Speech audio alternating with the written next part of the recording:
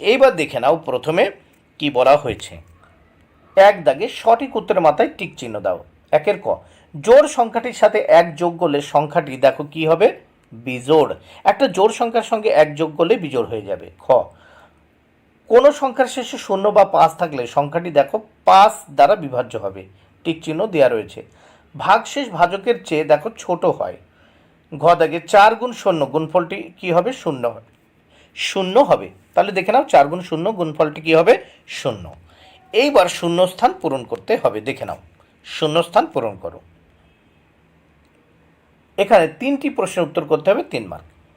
11 থেকে 3 বিয়োগ করা যায়, দেখো 11 থেকে 3 বিয়োগ করা যায় কিন্তু 4 বার।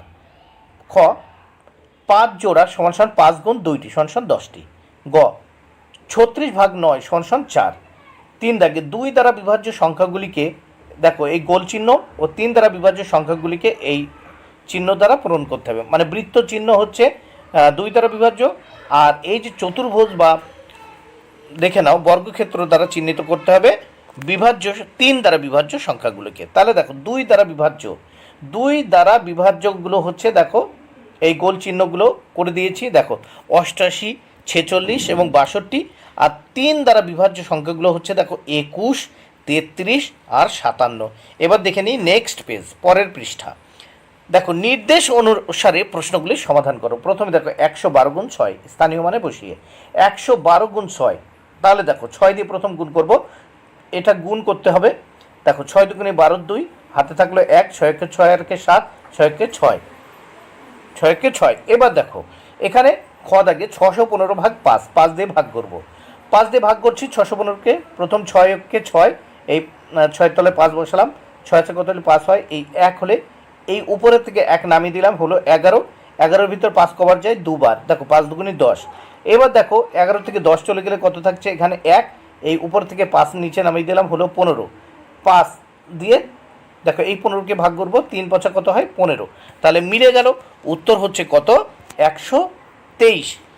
এরপর আমরা গ দাগে দেখে নেব। দেখো গ দাগে এই ভাজ্য আছে 6, ভাগফল 8। এবার দেখো এই ভাজক হচ্ছে 6, ভাজ্য 50 আর ভাগশেষ হচ্ছে 2। আবার দেখো ভাজক হচ্ছে 6, ভাজ্য 50, ভাগফল 8, ভাগশেষ 2।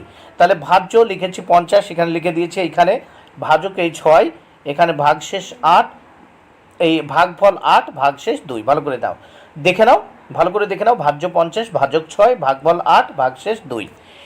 এরপর আমরা দেখে নেব 5 দাগে অঙ্কের ভাষায় প্রকাশ করো। দেখো কৃষ্ণনগরের কোনো পরিবারে প্রতিদিন 123টি পুতুল তৈরি হয়, ওই পরিবারে 5 দিনে মোট কতগুলো পুতুল তৈরি হবে, গুণ করতে হবে। দেখো প্রত্যেক দিনে 123টা করে 5 দিনে হবে। দেখো তাহলে 5 দিয়ে গুণ করছি, 3 5 কত হয় 15, 5 হাতে থাকলো কত 1, 5 দিয়ে 2কে গুণ করবো, 5 দুগুণে 10 আর হাতের 1 11, হাতে থাকলো 1, 5কে 5 আর 1 6, 615। অতএব মোট 615টি পুতুল তৈরি হবে।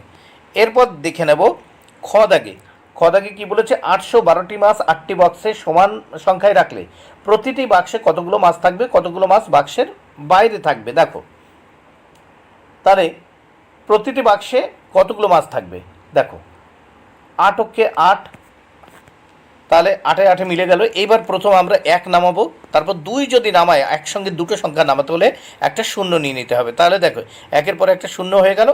এইবার 8 এই 12-র ভিতর কবার যাবে, দেখো একবার, 8 কে 8, তাহলে 12 বিয়োগ 8 কত হচ্ছে, নিচে 4। তাহলে দেখো 4টি মাছ বাক্সের বাইরে থাকবে।